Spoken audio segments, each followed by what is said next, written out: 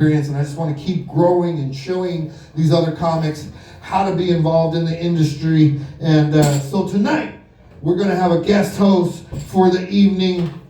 This man I met at a theater in Denver, hustling his ass off in the streets. You might have seen him, you might have came across him in the promotions for this event.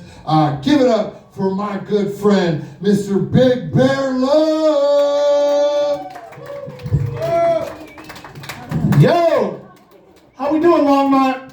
Let's hear it. I gotta move this. Hippies are a little clumsy.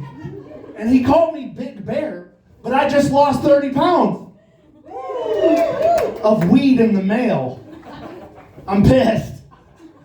But I look young, but I come from a different time. I've had a beeper in my day. And it wasn't even to sell weed yet. It was so my mom could tell me to come home. I knew they were tracking devices.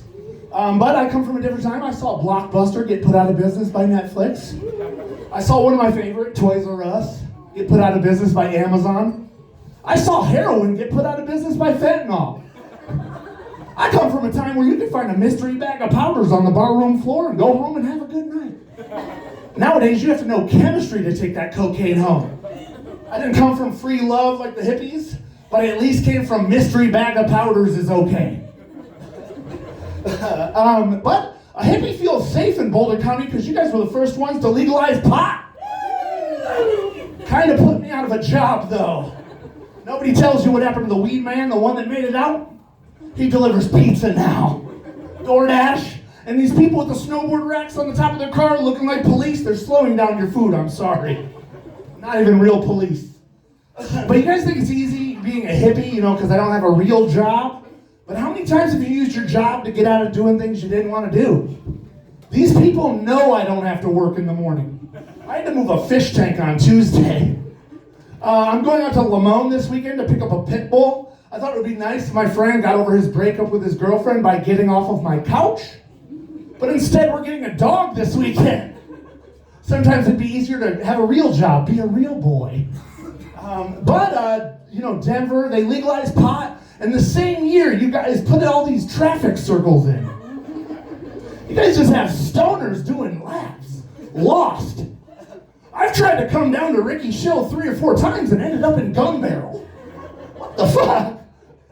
Any parents in the crowd? Well, hippies, we're pretty childish ourselves, so we don't have a lot of kids. You guys keep track of the height of your kids on the wall? See how good they're doing? We keep track of the length of our hair. As the last time we saw a judge. I'm doing pretty good. And now that you guys legalize pot, I'm not too worried about, the government looking in on our lives. I talk about something, they try and sell it to me on Facebook. I'm not too worried about that now that pot's legal. But I feel like they should be giving us some stats, like Spotify Wrapped. Am I actually the worst driver in Denver, or is that just what my ex-girlfriends say? They have this information. I feel like I'm in the top 1% of texting I'm on the way while still laying in bed. They have these numbers. But growing up is confusing enough. But my buddy, his parents are hippies. How do you go through that rebellious phase when you got hippie parents, Boulder County? Get a job, go to school. It's kind of hard to run away from your dad's TP, and he chases you down on horseback and says, "It's cool, bro, we can talk about it." But hippies actually did some good things for society, I found out. They invented the word grounded. Take away the TV, take away the tablet, get grounded. Before that, we just beat our kids. I think I'm still grounded. My buddy, he's got hippie parents, mine are not. Spooning in his family means laying with your lover. Spooning in my family means getting hit with a wooden spoon when you try and taste the gravy too soon. So my buddy, I took him to Burning Man, and he's got hippie parents, and I'm going by Bear Love, which, believe it or not, that's not my birth name. And their birth names, because they got hippie parents, are Solmar and Blu-ray. And so they're out at Burning Man being like, "What's our Burning Man names?" I was like, "You guys already kind of came with Burning Man names, Blu-ray." And so the whole Burning Man, they went by Bob and Sam. You go by Bob, I'll go by Sam. It was perfect. But like I said, Colorado, when you guys legalized pot, it put me out of a job. And I used to grow pot high up in the Colorado Rockies, double meaning. And the worst thing that can happen to you when you're growing pot is what? The police to show up. I found out a close second when you got 15 people at your house is you can run out of Kool-Aid. And that happened to us up in Conifer. And Chiba Hut, they think it's a real drink for us stoners. They put it on tap like it's a real drink. So that happened to us. And have you guys ever been so stoned you thought you invented something that you didn't really? That happened to me. So I look up in the cabinet. My girlfriend, she shops at Costco. So we got a bunch of sugar, you know. And we're in the Rockies, so we got a bunch of water. So I start to let the gears start turning. I look up in the cabinet, and all these hippies had brought a bunch of tea up to my house. And I was like, I can flavor the sugar water with the tea. And so for 3 days, I'm making batches of sugar water tea. Honey, you want another batch? What flavor?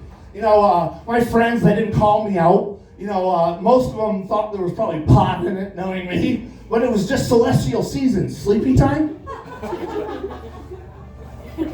But your family, they will keep you in check. My cousin, he came out of Texas. And I was telling him, I want to open up a stand and sell the sugar water tea at Red Rocks, you know, the different flavors. It's better than the artificial flavors in Kool-Aid, right? You know, and he's taking a sip of it. He goes, Bear, this is really good. But I don't think you invented sweet tea. For 3 days, I did. I thought I invented it. So I got a little bit of gray in my beard. And you can say that I'm still doing this stand-up comedy thing because I'm going through a midlife. But my generation, I have found, we don't know how to do a midlife crisis correctly. It's a mess. My dad, he bought a Corvette that spins in circles. My generation doesn't have Corvette money. A midlife crisis for my generation looks like Britney Spears shaving her head. We've got a lot of bald girls. I'm still trying to date. What the fuck? All right. But I'm not picking on the girls. G.I. Joe, he's doing it too. He's shaving his head. I guess he should have joined the military 25 years ago. But he's been working at a factory, you know, with his dad. His knees are gone, but you'll find him this weekend at Bass Pro Shop. Looking for night vision goggles to hunt a deer. If you need night vision goggles to hunt a deer, you're not the warrior we need, Tanner. All right. So I realized that comedy's pretty male-dominated, so I wrote some jokes for girls. But I had to do a little research. You guys are into some fucked up shit. Murder mysteries, #1 thing you guys watch. What? Okay, Bear Love is going to talk about serial killers for the next few minutes. All right. If Jeffrey Dahmer was alive today, right? If Jeffrey Dahmer was alive today, girls, how many times do you think he would get ripped off trying to buy a fleshlight? Right? He's just trying to decorate. All right. And it's horrible. This is for the girls. So, all right, so Jeffrey Dahmer, you know, if you are what you eat, maybe he was just trying to be a better person. I guarantee it. Okay, we've got some more comments. You guys ready for a comedy show? All righty, it is my pleasure to introduce the next comic to the stage. Can we get loud, Longmont? Okay, let's bring Harrison Winslow off to the stage. Winslow, let's get loud. What's your glass? Yeah, baby! Oh, good. Keep it going for Bear. Yeah.